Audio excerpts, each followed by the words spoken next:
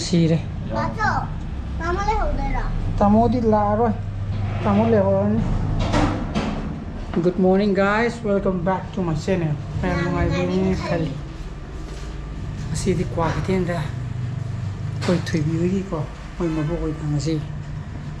Koi mabu lagi da bagi. Sahi gi din. Sahi means sahi kuding gi tabudo. Aduna du Ushop ma sal chakadab lere. Moi di chakitre ko. Koi family club hara ko ne. Ado chana paga. Koi ba ka di. Yaw ko. Thawak le batagi abani ma yaw ro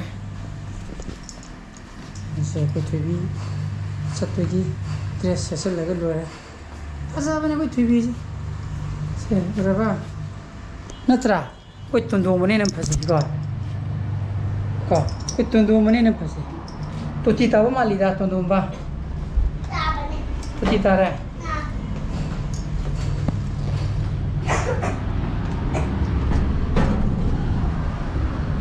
Sam sadui.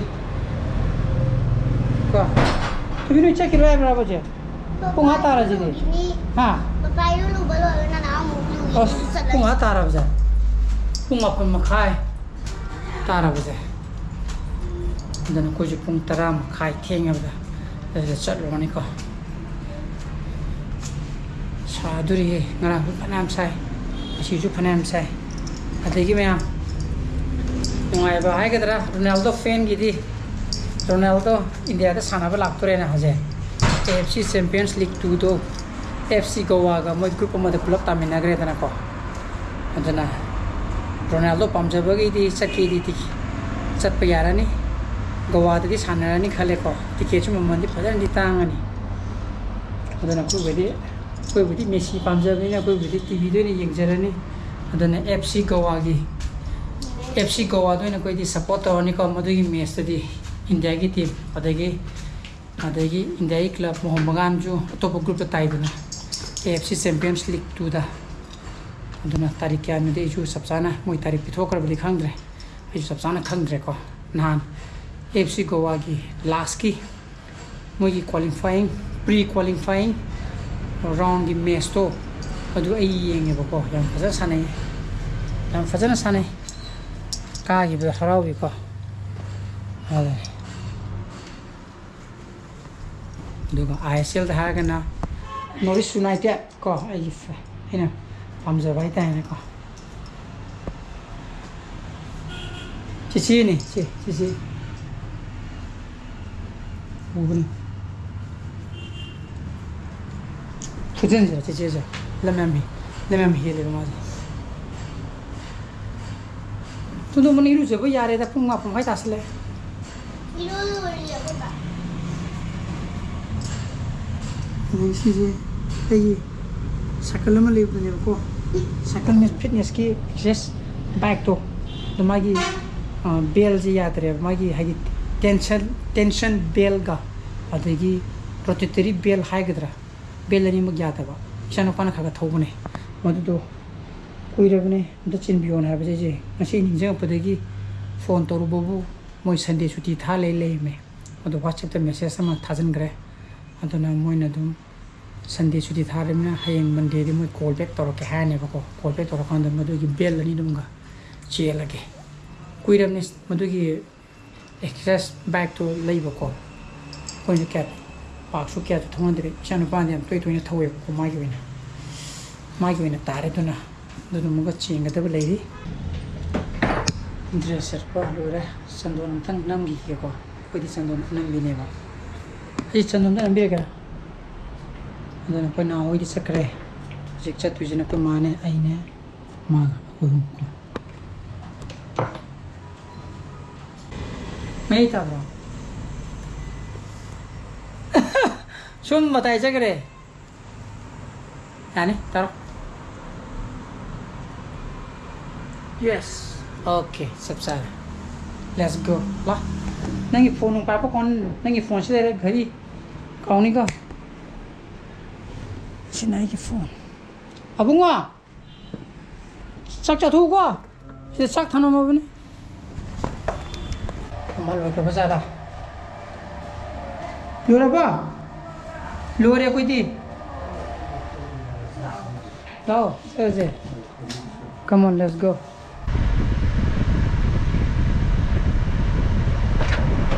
Is bloody? She get harder. Told them to go. Sam now.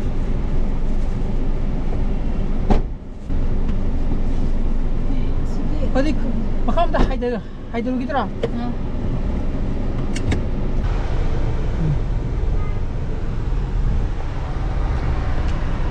Aduna haira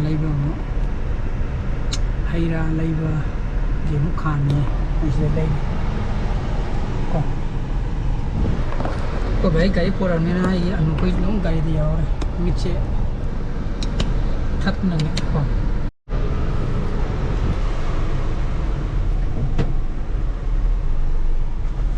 maning da tham ya la chieng rồi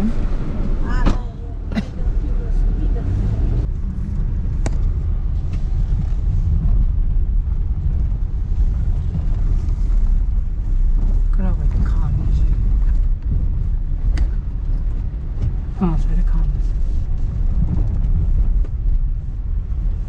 cũng nhà cái đấy mà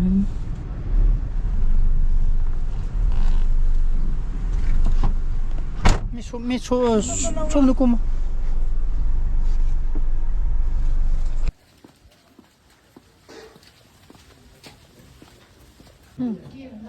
예, 그러지.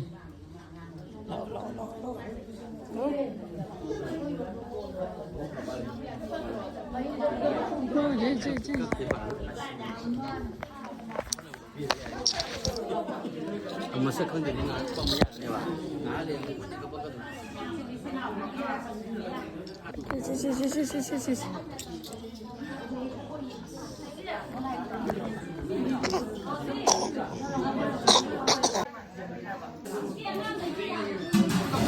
nó không có làm vậy tôi phải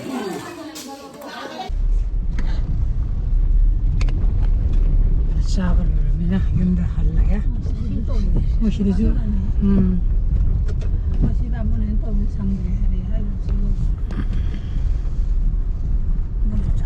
dan sa hektok baga nung churi se yam phare ko to moi sak to sindok ko to moi chapom mate ju phang nei na kar thinap la pa lai nung tung no hona baga baro mo tung da sak ta nung di sa hektok baga churi sai jang di dum haw ai di maroi thung de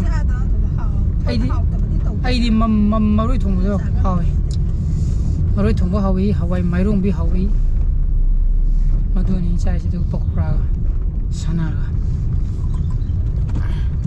dik last ki kariya athumba pakura mi yela ko madu du kumare tek nung gi sadre